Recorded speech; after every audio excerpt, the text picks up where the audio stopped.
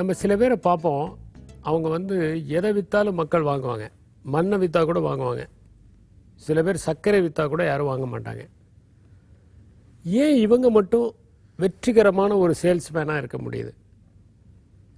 இவங்க சொல்கிறத மட்டும் மக்கள் ஏன் நம்புகிறாங்க அப்படின்னு கொஞ்சம் பார்த்தீங்கன்னா, அது வெறும் அவங்க விற்கிற பொருள் இல்லை, அவங்க விற்கிற தன்மையிலையும் இல்லை. அதை தாண்டி அவங்களுடைய ஓவரால் பர்சனாலிட்டின்னு ஒன்று இருக்க, அதனுடைய தாக்கம் ஒரு பாசிட்டிவ் பர்சனாலிட்டி.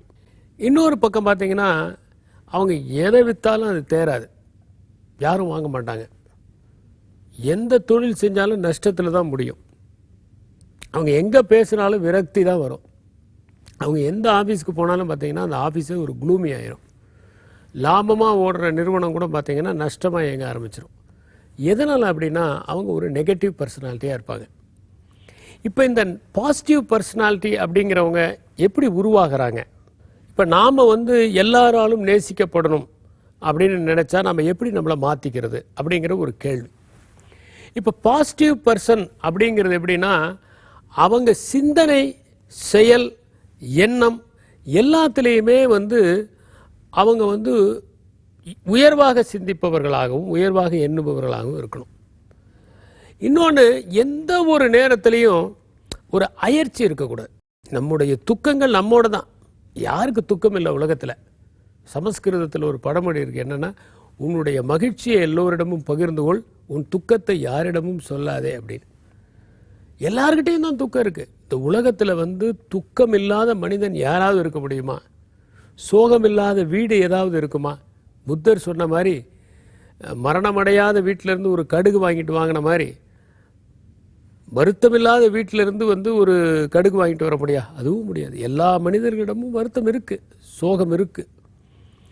ஆனால் சில பேர் அதையெல்லாம் பின்னுக்கு தள்ளிட்டு சந்தோஷமாக மகிழ்ச்சியாக இருப்பாங்க.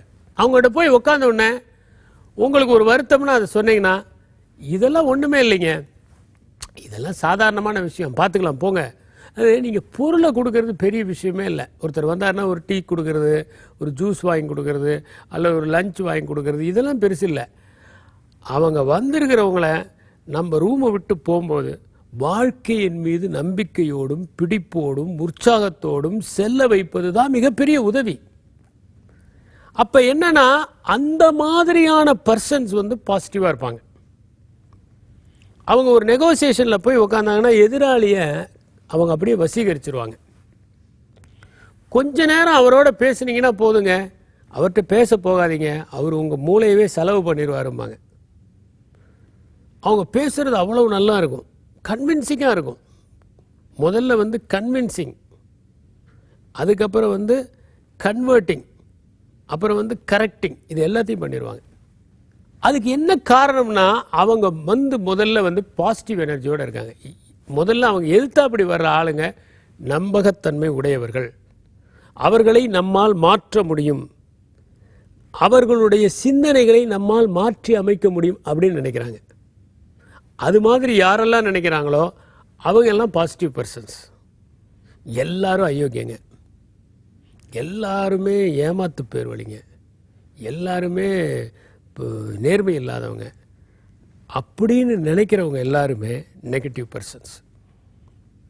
அந்த மாதிரி இருக்கிறவங்க என்ன பண்ணுவாங்கன்னா, எந்த ஒரு இடத்துலையும் ஒரு பர்மனண்ட்டான இம்பேக்டை ஏற்படுத்தவே முடியாது.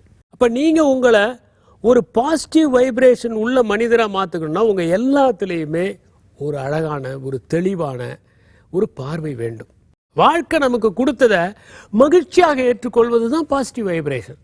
பாசிட்டிவ் வைப்ரேஷன் இருந்தால் சீக்கிரமாக காயங்கள்லாம் ஹீல் ஆயிரும். எலும்பெல்லாம் முறிஞ்சு போனால் கூட ஓடிடலாம், அந்த சுவடு தெரியாமல் மறையும். காரணம் என்னென்னா, we have a positive outlook towards life.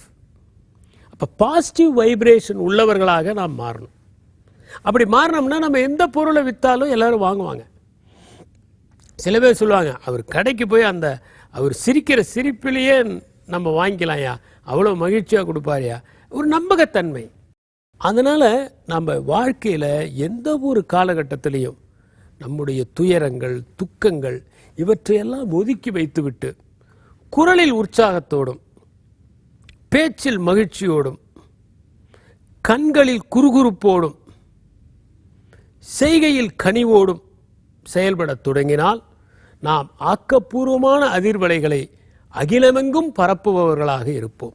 அதை இன்றிலிருந்து தொடங்குவோம். நன்றி, வணக்கம்.